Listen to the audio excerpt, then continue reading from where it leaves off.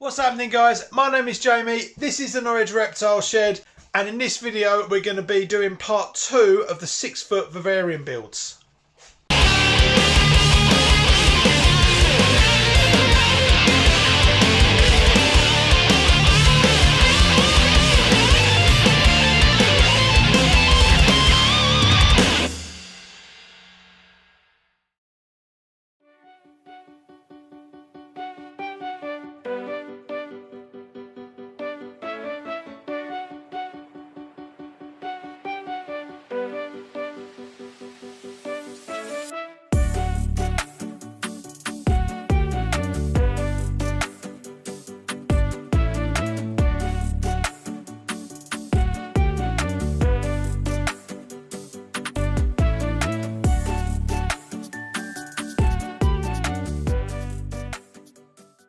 Okay, let's see where we are at. I've put the 2 coats of stain on all the areas that we're going to see, including the back on the top one.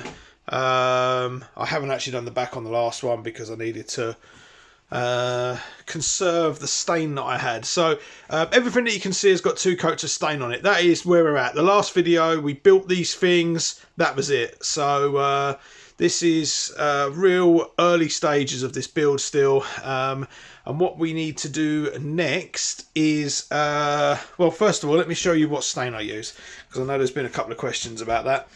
So here's a really rough can I don't use anymore, but it's a Ronseal, it's a wood stain, it's low VOC, it's for, I believe it's exterior grade, but yeah. Basically, because it's got low VOC, it's perfectly fine to use. And what I'm going to be doing then is also varnishing over the top of that. So yeah, that is my go-to stain that I've been using in here for now for 2 odd years. Never had a problem with it. 2 coats, and that is the Norwich Reptile Shed colour. That's, you know, that's. Everything is that colour. So so next we're up on to the varnish. And the varnish is the one thing in this room that has changed a couple of times. Manufacturers, different types. I used to use a polyurethane, which is absolutely fine. I originally used to use yacht varnish, and in the same category as the polyurethane, that it does stink. And especially when you're doing it in a room full of animals, I found that to be quite a worrying thing, that I really had some fumes in here. So I've switched over recently. In the last build, I started using a new brand, and I'll go and show you and we'll talk about that. So here is the varnish of choice. Now I use this on the rock work of the false water cobra build, and didn't have a problem with it. And I've also used this varnish as well. I believe I used this varnish on the wood. I can't remember exactly. But what I like about this varnish is all these little things down the side. Low odour. Actually, I think it's pretty much got 0 odour. It's toy safe and food safe. So that means once this is dry, this product is, if a baby can chew on it, a wooden toy covered in this stuff, I'm happy with a snake in a vivarium with this stuff. It's basically my fault. So yeah, that's what we're going to be doing. So in this video I'm going to be putting this stain on, then we're going to seal up with our sealant, then we're going to put our floor coverings down, then we're going to then fit some lights, and also put the door tracks on, measure for the glass. Not today, but in this video. This is going to take like weeks. So yeah, let's get cracking with some varnish.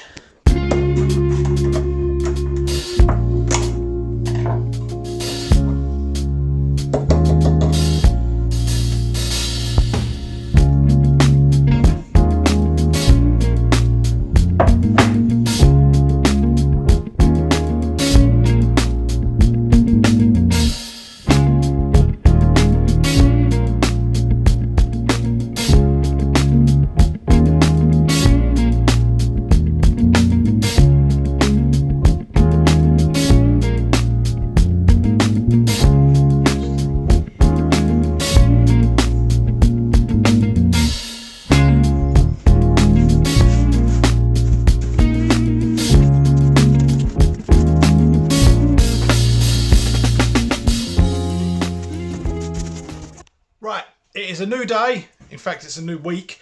But the varnish is set, the stain's all done. So the next step is now all the steps that are in the waterproofing video.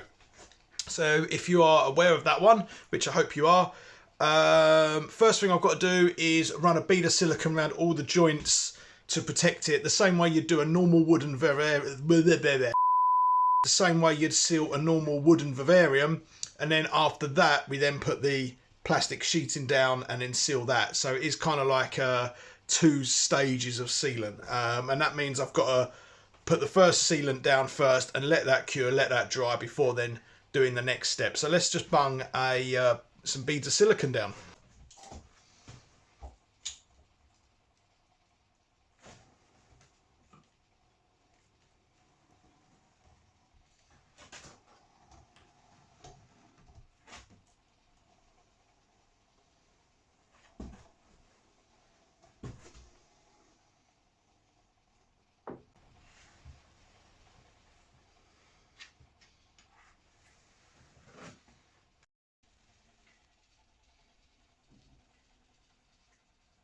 Okay, so that is the silicone down on the first level. This is like the kind of like the last barrier if everything gets through all the other stuff we're about to do.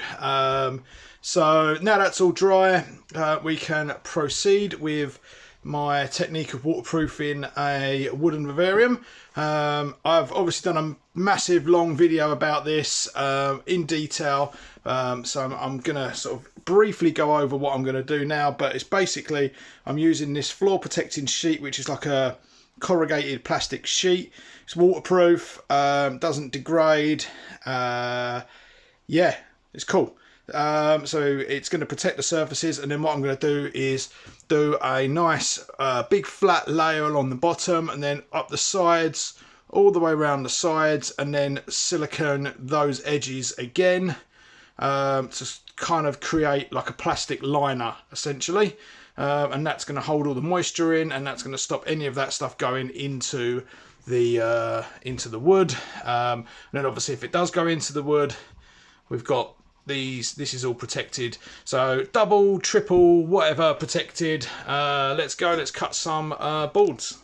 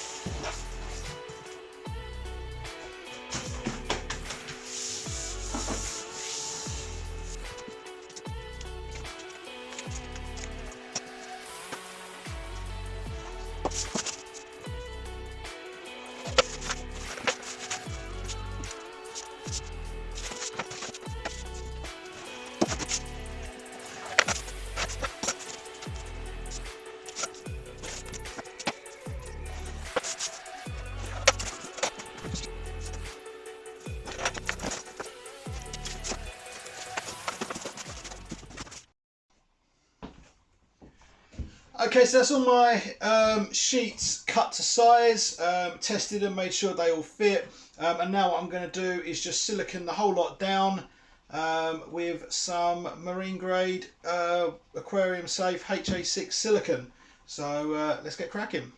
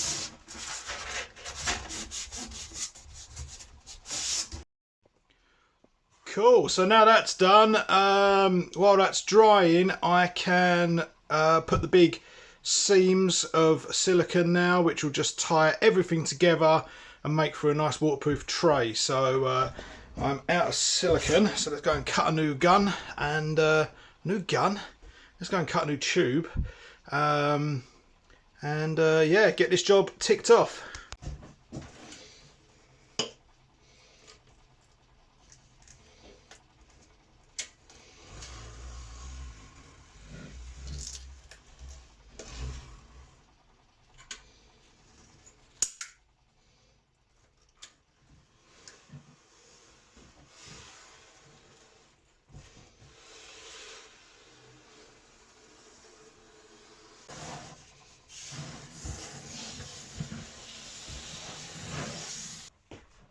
Okay, while I've got the silicone out, I might as well do another silicone job, which is going to be putting the glass runner tracks on the on these edges. That way I can then measure the glass and get the glass ordered. And while that's doing that, I can work on the background and the electrics, and hopefully the glass will be ready when I'm done. So in the UK, on eBay, I haven't really seen anyone selling full lengths. Once you go over about 4 foot long,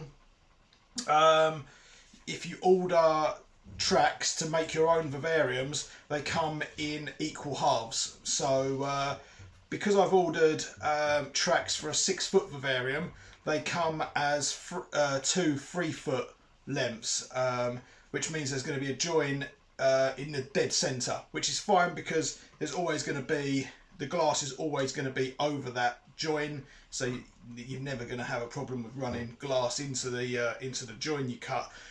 It just means you've got to do a bit of cutting yourself, because obviously this isn't exactly 6 foot wide.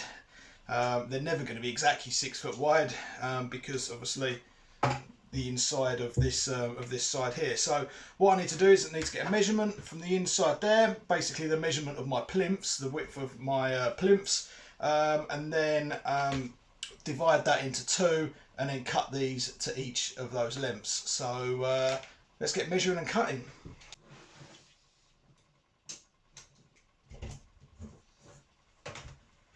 Now I'm using a little cut-off saw that I've got. You don't need to use one of these if you don't have one. Obviously, a hacksaw will do the job. But yeah, got it. I'm being lazy and I like playing with tools.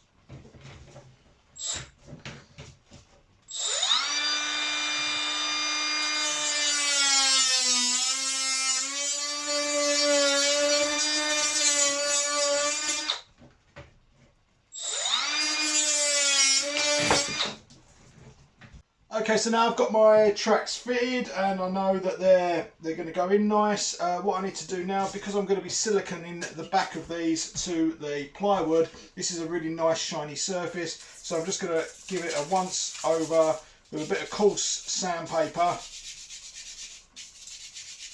just to scuff up the plastic a bit and get that bond a bit better.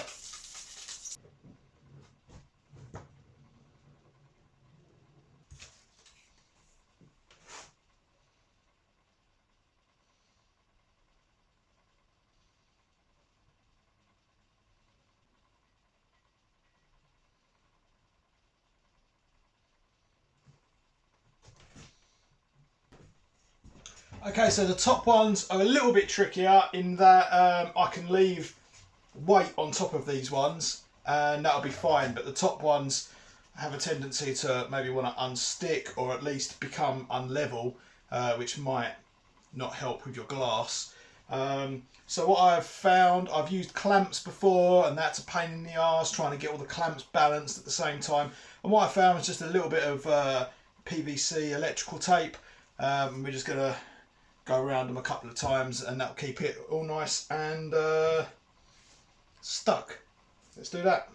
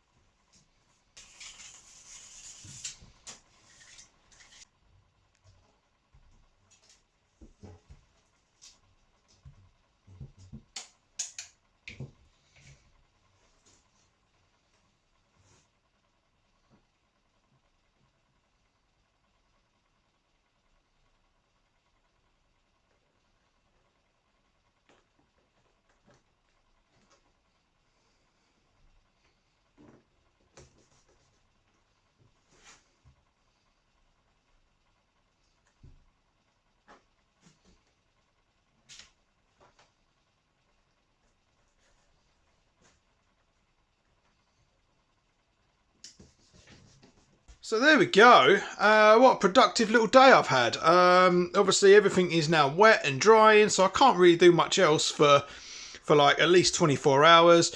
I could carefully measure the distance between the tracks and do my glass calculations, and I will film that, even though I do mention how to do that in the 4x2x2 build. And it's exactly the same, just obviously a different size. So I was hoping that this 6 foot build would be like just a 2-part video, but when you try and cover every aspect of it and try and be as sort of informative as you can, I've got to the point now where we've got a whole nother YouTube video and I haven't even put the electrics in, haven't done the glass, so there's going to be a part 3 in there, there's got to be. So I hope you enjoyed this video, guys. Please don't forget to like and subscribe if you enjoyed this video and you want more helpful tips. Make sure you're subscribed and check out all the other stuff, because this stuff isn't new. I've covered it all before, and some of the specific bits I've covered in a lot more detail as well. If you want to support the channel even further, please head over to Patreon, where for £3 a month I can put your name at the start of each video, and that money goes to help create videos, pay for the equipment. So yeah, really appreciate that, and thank you so much to all my Patreons that I've got so far. That's it for this video, guys. Catch you in the next one.